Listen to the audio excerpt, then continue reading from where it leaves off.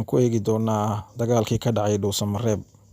Khasaare iskugu jira dhimasho iyo dhaawac ayaa ka dhashay dagaalkii xoogganaa ee maanta ka dhacay degmada Dhuusamareeb ee xarunta u ah dowlad goboleedka Galmudug.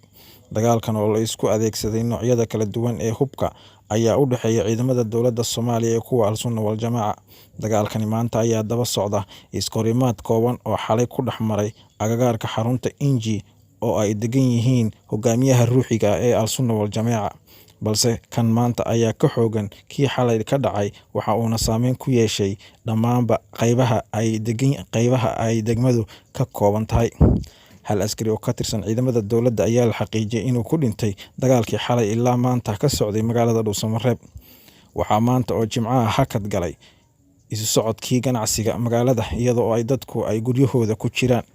Dhinaca kale, degmada Gurceel ayaa isla maanta waxaa iskahorimaad kooban uu ku dhex maray ciidamada dowladda Soomaaliya iyo kuwa Al-Sunna wal Jamaaca oo labaduba guula ka sheegtay dagaalkaasi. 2 ruux ayaa la xaqiijiyay in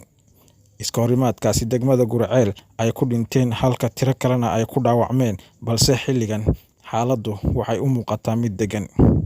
Weli ma jiro wax war ah oo ay ka soo saartay dowladda Soomaaliya iskahorimaadkaasi maanta ka dhacay degmooyinka Dhuusamareeb iyo Gurceel oo ay ka wada tirsan yihiin gobolka Galmudug. Haddaba dagaalkaasi waxaa ka hadlay wasiirka amniga maamul goboleedka Galmudug, waxa uuna sheegay in dhibaatada iyo qaska iyo foodada ay bilaabeen maamulka Al-Sunna wal Jamaaca. Hadaladiisina waxaa ka mid ah: bismillah alxamdulilah. waxaan rabnaa anagoo raacayna saxaafadeedkii xalay ay soo saartay dowladda Galmudug oo ahaa in kooxda Inji ay qas iyo foodo iyo xabad ka bilaabeen degmada Dhuusamareeb caasimadda Galmudug. xabadaasoo xalay muddo socotay in markii saaka waagu baryana ay halkii kasii wadeen xabadihii rasaastii iyo xasiloon daradii ay ku muujinayeen magaaladana inaysan amni ahayn, iyagoo dhan walba xabadaha u ridayay, dadka shacabkaana argagixinayay ilaa ay xaafadihii aankee xabado waaweyn hoobiyaal ku tuureen, dadkeena ka barakaceen. dagaalkaas sidaasa ayaa muddo socday. ujeedka laga lahana wuxuu ahaa in dee rayo caalamka iyo qolyaha ay dee ku xiran yihiin u sheegaan qaska iyo foodada ay wakiilka uga yihiin dad kale ay ku hayaan Galmudug. sidaa laajligeed waxaan rabnaa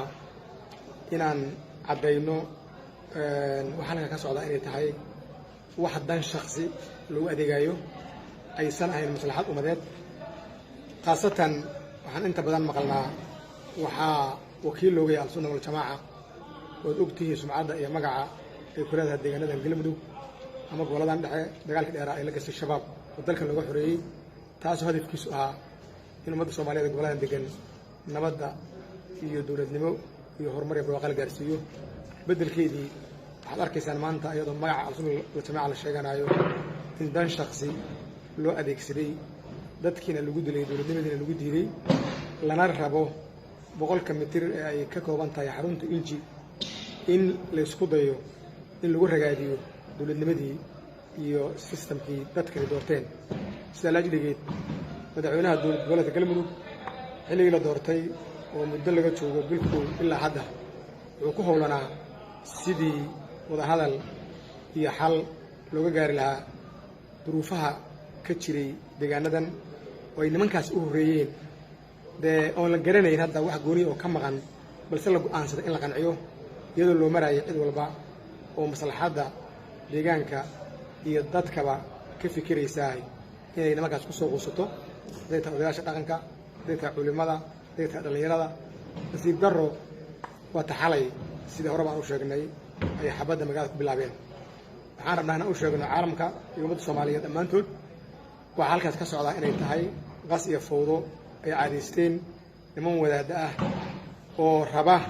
inay maslaxad iyadu ay leeyihiin, amase haddaan mar dhaho si kale u dhaho dana shaksiyo hoose ee aan ahayn maslaxad Al-Sunna wal Jamaaca, maslaxad deegaan iyo maslaxad dad iyo maslaxad dowlo midna in halkaasi ka socoto. meelaha ay maanta dhibaato ka geysteen waxaa ka mid ah degmada Gurceel oo ah meel xasiloon, iyadana wiilal yar oo dhallinyaraha oo la soo qalday ayaa dagaal la geliyey, iyagiina waa loo nasteexeeyey, waxna waa la qabtay, way xiran yihiin, waxna way carareen. sidaa laajligeed waxaan leenahay ha lagu soo laabto brosesska nabadgelyada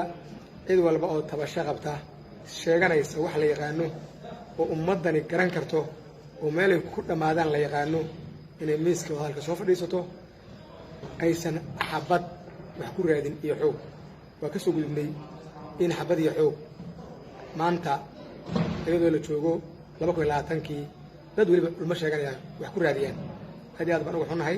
dhibaatadii dhacday ka dowlad ahaan iyo ka galmudug ahaan iyo shacab ahaan dadka halkaan joogay waxay rabaan in nabadgelyada iyo horumarka iyo walaalnimada laga shaqeeyo cid walba oo ku raadinaysa si qaldan si hore u sheegay inay ku gaarto dhanka siyaasadeedna waxaan leenahay ka jooga ilaahay ka cabsada ummaddan dhibaatada iyo barakaca ka dhaaf waa mahadsantihiin